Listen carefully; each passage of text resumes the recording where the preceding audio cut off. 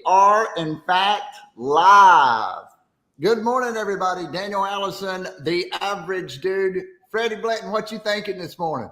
How do you know we're live? Maybe we should restart.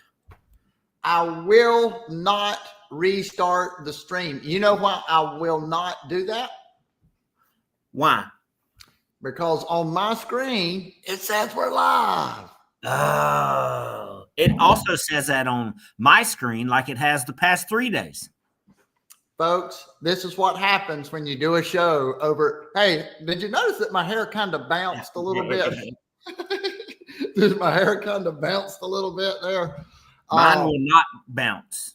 No bouncing with Freddie's hair. You know whose hair will bounce a lot? Gary's. Gary's hair bounces sometimes. Especially when he's rocking out the Van Halen. Down, down, down, down, down. That's not Van Halen, but no, it went. Pigs. It went. That's Vicky Watts. And sometimes when she walks out of the salon, her hair bounces. You know, remember the commercials? Hey, that's B-Dub. Hey, Russ Hammond, good morning. Little Ric Flair action. Paul Pappy. Woo! There it is. There it is. And Joe Bigiano. You got to actually do your eyebrow and kind of twist your vocals a little bit. Bigiano. He says, getting old, don't have much hair left. Hey, join the club. Or join the old club, I guess. But Freddie loves it when I say that. That's Black Sabbath, Dan. Yeah. Joe, sorry. But I just got into it. Let's see what Vicky says. Hey, I just got my hair cut yesterday. Hey, there you go. Like you walked out of a salon. That's what you want. Freddie Blanton, how are you feeling this morning? I feel like a champion. But, dude, you've been so busy. I happen to know that you have been running and gunning, and you do this every year around this time. Yeah. You decide to get up early, and then you're going to go out, work all day, then you're going to go officiate basketball. Yeah. We did that the past 2 days. That's a lot. I am aware that I do have to take care of myself and get the proper rest. You knew where I was going, didn't you? Absolutely. Hey, I got to say hello and good morning to my boy, Trent McJunkin. Good morning, Trent. Say let's go in your voice. Let's see. It's got to be a nice rhythm, a nice cadence. It's unforced. It's authentic, Fred. Let's go. Let's go. No, see, it's passion. There's passion in here, folks. Yeah, but speaking of passion, you're going to drink your coffee? Well, I mean, we're over 3 minutes in. I'm drinking coffee. I forgot the call of the wild. But speaking of being tired but pushing through, you've got these long days and you try to get sleep. How many hours per night are you sleeping? 6. 6 hours of sleep. I would love to know, if you will, put your sleep score. Your sleep score. I don't believe 6, by the way. I don't believe 6. Put your sleep score. If you're sleeping good, tell us how you're sleeping in the comments. I'd like to know, because sleep, water, a little bit of movement. Those go a long way, don't they? Absolutely. Sleep. Especially if you want to get your mind right and dominate your day. Yes, like it's the energy bus, except we're going to do all those things as well. You know, we're going to be positive. We're going to have the right attitude, and we're going to get our mind right. So I've been kind of thinking about this, and I think everybody's different on this, and I'd like to know what makes you scared. Are you scared of heights? Are you scared of spiders? Are you scared of airplanes? Are you scared of haunted houses? What makes you scared? How about a good roller coaster? You've been to Carowinds. Are you excited to get on the roller coaster? Or you're like, that's kind of scary. A lot of times I feel a little uneasy on a roller coaster. A little uneasy on a roller coaster? I still do it. Still do it. Yeah.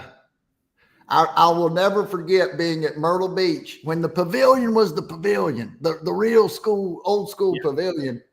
And of course, my cousins and I had older brothers and cousins, Jenny Winnie, some of y'all know her, and they were riding the big roller coaster, we called it. And I was always, I wasn't quite tall enough. I was still too young. And I went over there. I stood up. They said, "You're tall enough to ride the ride." I said, "I am. Are you sure?" I don't want to be. I didn't want to be, but that was it. There I was. Now they were like, "Daniel, you can do it." I don't want to do it. You're tall enough. Come on, Daniel. You're going to be so. I remember Jenny when he said, "You're going to be so glad you did." And was it true? It was true. It was true because I was going to chicken out, Fred, and I was going to stay there, and they were going to ride the ride, and then they would have come back. How would have I felt had I not done it? Well, you would have missed out. They would have been happy, full of joy, rubbing it in your face, talking about how scared you were. Maybe the old school. Buck, buck, buck, buck. Yes. I believe you know my brother. I believe you must have met my brother, but it didn't work out that way. But can I just go ahead and say we need to bring that back? Bring back what? The old. Yeah, you chicken. Hey, mainly when someone's scared to make a cold call or a phone call or do something like that. That is when it's necessary. Oh, I love it. Hey, I got to find out what some of these sleep scores are. Paul Pappy says, "My hair intentionally carefree and 332-inch long." See, he knows all these measurements. I don't say that a lot. When it grows to a 1/8, it looks like a chia pet. Well, me and Paul I love chia pets, man. We have the same issue. Our hair grows out in every direction. Yeah. Yeah. Hey, that's kind hair. Kind that grows on a chia pet. 7 hours is good. 7 hours is good. Yeah. That's 10 o'clock to 5 o'clock, right? Yeah. So if we're getting up for F3, we're going to bed by 10 o'clock. Can you handle that on a Monday night? Are you asleep by 10 so you can get up at 5-ish? Maybe. Probably not. You like the television in the evenings, Fred? It can be on or off. Typically, it's on because we're just kind of watching some sort of basketball or sometimes NFL films, YouTube highlights. Hey, look at this. 6-7. There it comes up again. 6-7. The kids. I'm making Fred see that. Oh, I'm sorry. I'm sorry if y'all know about that I had to do that. Spiders scare Paul Pappy. Things that scare us. Good morning, Metal Man Matt. Things that scare us. What scares Metal Man Matt? I'm not sure. If he had to walk around in a size 14 shoe. Yeah. Oh, yeah. I don't know what scares Metal Man Matt. I really do not. Hey, Paul Pappy said spiders. Somebody else, give me a what you're scared of. I was scared of jumping out of airplanes. I was scared of heights. And I did that tandem parachute jump, and I learned a lot when I did that. I was scared about who I would be jumping with, Freddie Blanton. They have a lot of responsibility. They've got a tremendous amount of responsibility. And talk about judging a book by its cover, right? Yeah. I mean, you're getting ready to jump out of an airplane, and this person is going to have literally your life is in their hands. Now it's a job. But we all know, hey, we do our jobs and we don't know what happens when people go home. We don't know what happens. So I was judging the books by their covers as the different instructors, as we're getting our parachute together, and my hands are returning to their sweaty state. It's funny, my mind's going back, but you're preparing your gear to get on, and everybody, or they are the instructors, and I'm looking for my instructor, and I see this guy, and I immediately felt he presented and the book told me this guy is somebody that's organized and takes this very, very serious. And that made you feel good. He had my life in his hands. I trusted him. And so I think that's what we want. We want to present like we're trusted. That was one of the lessons here that I wanted to say, right? We've talked about it before, keeping your car clean, keeping your clothes clean. You've talked about that. It's a big deal for you, right? Presenting well so that folks, if you're making a sales call, thinking about what you should wear, thinking about how you present. Yeah. And that came from Parachute, which originally came from What Are You Scared Of?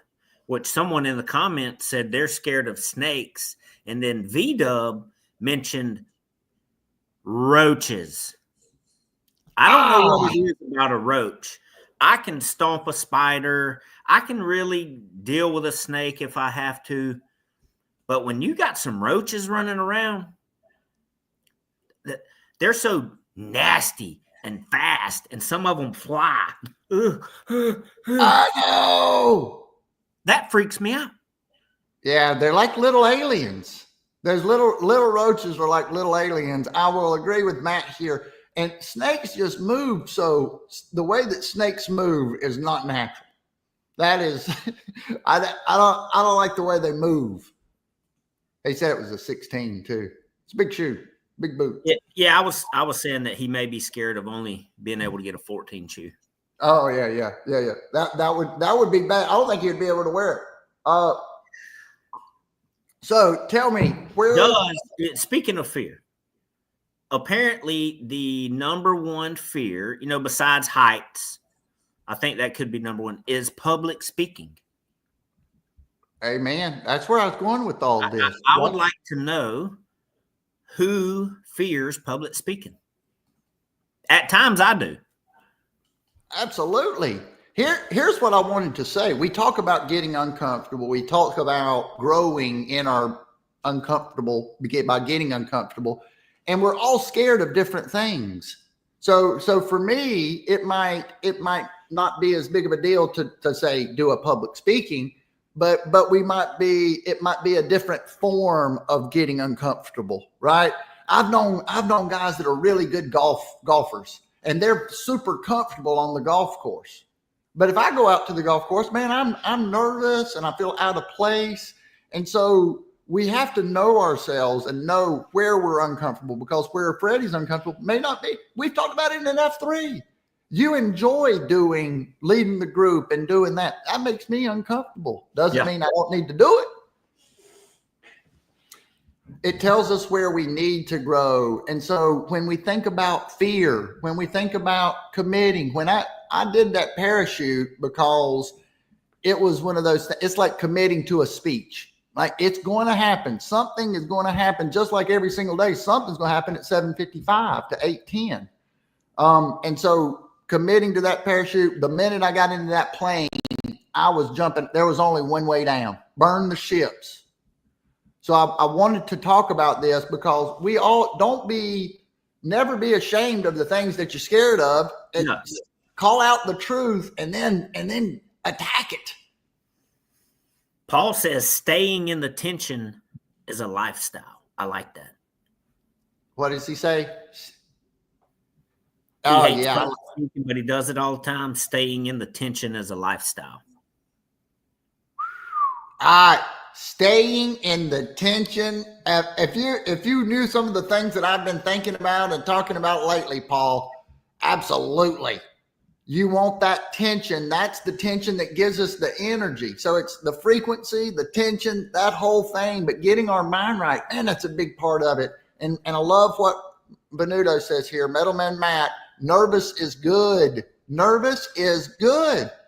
I was nervous going to this little event last night, and I told myself, man, this is living, right? You get a little bit, that's excitement. Same thing. Final thoughts. Joseph says best class he took in college was public speaking. And I agree. I used to be scared to death to speak in public. I had to do it for my major at USC Upstate. And the first time that I spoke in our public speaking class, I had to do a presentation. It had to be on a book, and I chose Dennis Rodman's book. So not only was I nervous, some of the content was a little awkward. Hey, that sounds just like something that Freddie would do. Freddie, final thought on this Thursday. We've got an incredible energy hub, 9:30 tomorrow morning, special time. Make sure you're ready for that. I'm going to be working on that today. Freddie, final thought. Kill it with confidence today. Kill it with confidence. And make sure you make your hair bounce at least once. Have a great day. See you tomorrow. Let's roll.